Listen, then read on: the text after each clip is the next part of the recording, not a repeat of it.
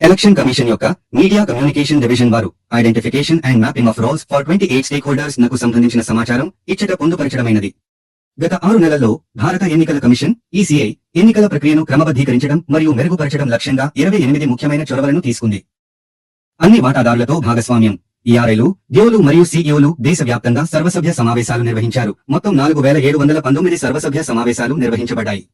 వీటిలో సిఇఓలు 40 సమావేశాలు, డిఓలు 800 సమావేశాలు మరియు ఈఆర్ఓలు 28,000 కంటే ఎక్కువ మంది వివిధ రాజకీయ పార్టీల ప్రతినిధులతో 3879 సమావేశాలు జరిగాయి.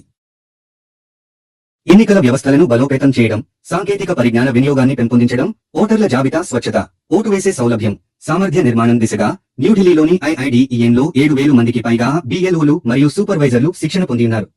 Representation of the people act 1951 section 21 ప్రకారం ఎన్నికల కమిషన్ ద్వారా నిర్దేశించబడకపోతే ఓటర్ల జాబితాను లిఖితపూర్వకంగా నమోదు చేయవలసిన కారణాల కోసం అర్హత తేదీను సూచించడం ద్వారా సూచించిన పద్ధతిలో సవరించాలి.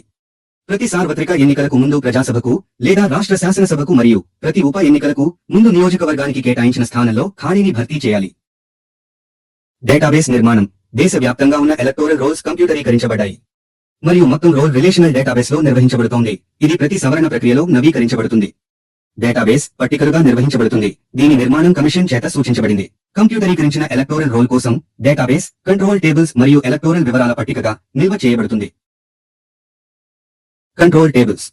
పార్లమెంటరీ నియోజకవర్గాలు, అసెంబ్లీ నియోజకవర్గాలు, భాగాలు, విభాగాలు మరియు జిల్లాలు, తహసీళ్లు, గ్రామాలు, పంచాయతీలు, మున్సిపాలిటీలు వంటి పరిపాలనా విభాగాల మధ్య సంబంధాలను నిర్వచిస్తాయి.